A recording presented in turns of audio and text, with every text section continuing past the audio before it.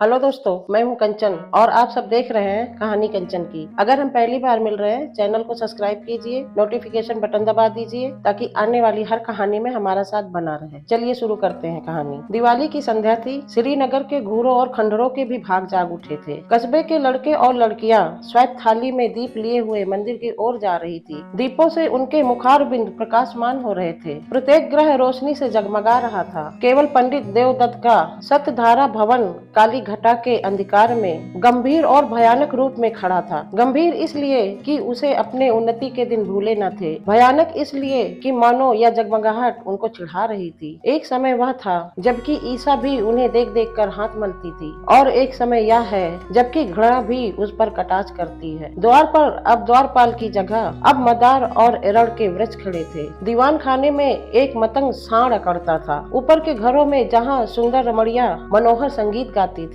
वहाँ आज जंगली कबूतरों के मधुर स्वर सुनाई देते हैं। किसी अंग्रेजी मदरसे के किसी विद्यार्थी के आचरण की भांति उसकी जड़ें हिल गई थी और उसकी दीवारें किसी विधवा स्त्री के हृदय के भांति विदीर्ण हो रही थी। पर समय को हम कुछ कह नहीं सकते। समय की निंदा व्यर्थ और भूल है। यह मूर्खता और अदूरदर्शिता का फल है। अमावस्या की रात थी। प्रकाश से पराजित होकर मानो अंधकार ने उसी विशाल भवन में मानो शरण ले ली थी। पंडित देवदत्त अपने अद्र अंधकार वाले कमरे में मौन परंतु चिंता में निम्न थे। आज एक महीने से उनकी पत्नी गिरजा जी की जिंदगी को निर्दयी काल ने खिलवाड़ बना लिया है। पंडित जी दरिद्रता और दुख को भोगने के लिए तैयार थे। भाग्य का भरोसा उन्हें धैर्य बांधता था, किंतु यह नई विपत्ति सहनशील से बाहर थी। बेचारे दिन के दिन गिरजा के सिराने बैठे उसके मुरझाए हुए मुख को देखकर उड़ते और रोते थे। गिरजा जब अपने जीवन से निराश होकर रोती तो वह उसे समझाते, गिरजा रो मत, शीघ्र ही ठीक हो जाओगी। पंडित देवदत्त के पूर्वजों का कारोबार बहुत विस्तृत था। वो लेन देन किया करते थे। अधिकतर उनके व्यवहार बड़े बड़े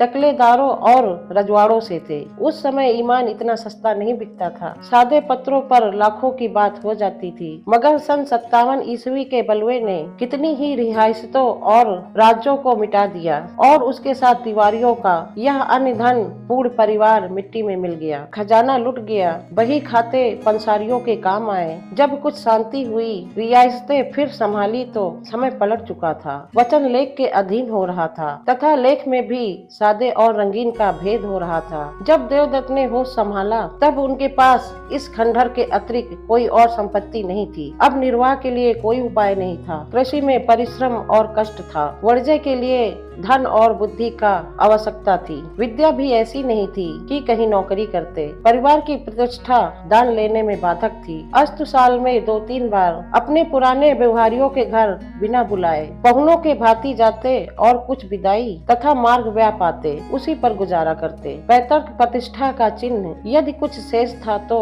वह पुरानी चिट्ठी पत्रियों का ढेर तथा हुंडियों का पुलिंदा, जिनकी स्याही भी उनके मंद भाग की भांति फीकी पड़ गई थी। पंडित देवदत्त उन्हें प्राणों से भी अधिक प्रिय समझते। द्वितीय के दिन जब घर घर लक्ष्मी की पूजा होती, पंडित जी ठाट बाट से इन पुलंदियों की पूजा करते। लक्ष्मी न सही, लक्ष्मी का स्मारक चिन्ह ही सही। दूज का दिन पंडित जी के प्रतिष्ठा के श्रद्धा का दिन था। इसे चाहे विडम्बना कहो चाहे मूर्खता, परंतु श्रीमान पंडित महाशय को उन पत्रों पर बड़ा अभिमान था। जब गांव में कोई विवाद छिड़ जाता तो यह सड़े गड़े कागजों की सेना ही बहुत काम कर जाती और प्रतिवादी शत्रु को हार माननी पड़ती। यदि 70 पीढ़ियों से शास्त्र की सूरत न देखने पर भी लोग छत्री होने का अभिमान करते हैं, तो पंडित देवदत्त का उन लेखों पर अभिमान करना अनुचित नहीं कहा जा सकता है, जिसमें 70 लाख रुपए की रकम छुपी है। वही अमावस्या की रात थी, किंतु दीपमालिका अपनी अल्प जीवनी समाप्त कर चुकी थी। चारों ओर जुआरियों के लिए यह शकुन की रात थी, क्योंकि आज की हार साल भर की हार होती है। लक्ष्मी के आगमन की धूम थी। कौड़ियों पर असरफियां लुट रही थी। भट्टियों में शराब के बदले पानी बिक रहा था। पंडित देवदत्त के अतिरिक्त कस्बे में कोई ऐसा मनुष्य नहीं था जो कि दूसरों की कमाई समेटने के धुन में न हो। आज भोर से ही गिरजा जी की अवस्था चौकनी थी। विषम ज्वर उसे एक एक क्षण में मूर्छित कर रहा था। एकाएक उसने चौंक कर आंखें खोली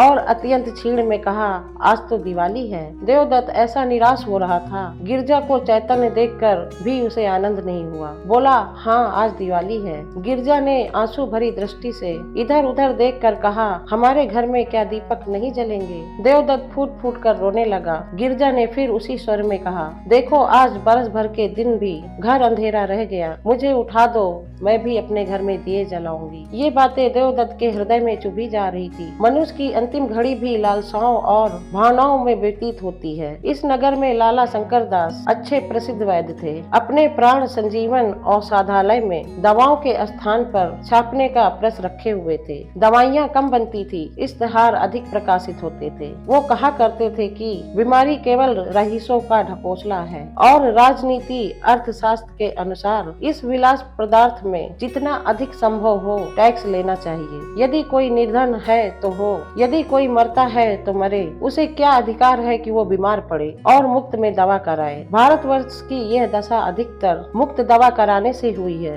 इसने मनुष्यों को असावधान और बलहीन बना दिया है। देवदत्त महीने भर से नित्य उसके निकट दवा लेने आता था, परंतु वैद्य जी कभी उसकी तरफ ध्यान नहीं देते थे कि वह अपनी शोचनीय दशा प्रकट कर सके। वैद्य जी के हृदय के कोमल भाग तक पहुंचने के लिए देवदत्त ने बहुत कुछ हाथ पैर चलाए। वह आंखों में आंसू भरे आता, किंतु वैद्य जी का हृदय ठोस था, उसमें कोमल भाव था ही नहीं। वही अमावस्या की डरावनी रात थी। गगन मंडल के तारे आधी रात के बीतने पर और अधिक प्रकाशित हो रहे थे, मानो श्रीनगर की बुझी हुई दिवाली पर कटाक्ष युक्त आनंद के साथ मुस्कुरा रहे थे। देवदत्त बेचैनी की दशा में गिरजा के सिरहाने से उठे और वैद्य जी के मकान की ओर चले। वो जानते थे कि लाला जी बिना फीस लिए कदापि नहीं आएंगे, किंतु हताश होने पर भी आशा पीछा नहीं छोड़ती। देवदत्त कदम आगे बढ़ाते चले जाते हैं। दोस्तों, अब कहानी मैं यहीं पे समाप्त करती हूँ। इसके आगे की कहानी अगले भाग में सुनाऊंगी। कैसी लगी कहानी